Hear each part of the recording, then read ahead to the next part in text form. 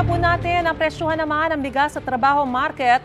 Live mula sa Maynila, may unang balita si Jomer Apresto. Jomer, magkano na?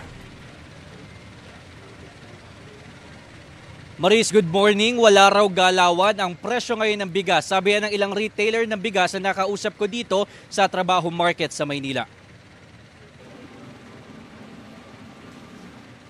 Mataas na presyo ng bigas pa rin ang sasalubong sa mga kapuso natin ngayong buwan ng Hulyo. Hindi pa rin daw kasi halos gumagalaw ang presyo nito sa nakalipas na 2 buwan. Sa katunayan, dito sa Trabaho Market sa Maynila, 4 na piso lang ang ibinaba ng kada kilo ng well-milled rice mula pa noong Abril. Dati walang 50, walang 48 pero ngayon meron na. Gayunman, may ilang bigasan din dito na magkapresyo lamang ang regular milled at well-milled rice.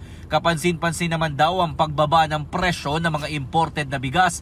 Nasa 100 to 150 pesos daw ang ibinaba nito sa kada sako ng bigas na may 25 kilo. Katumbas yan ng 4 hanggang sa 6 na piso kada kilo. Inaasahan daw na bababa talaga ang presyo ng bigas sa darating na Setyembre na buwan ng anihan. Depende kung maraming stock at maraming dumarating na mga imported, posible na hindi magbago yung presyo at bumaba pa. Bagamat mataas ang presyo, mas tinatangkilik daw ng publiko ang mga well-milled rice na nasa 60 pesos ang kada kilo. Kung ang mga retailer naman ang tatanungin, pabor sila na ibalik ang price ceiling sa bigas. Ito yung Executive Order number 39 noong nakarang taon kung saan 41 pesos lamang ang regular milled habang nasa 45 pesos naman ang well-milled. Mas maganda kung magkakaroon nun. Pero sa presyo ngayon, hindi pa kaya yung ganong presyo.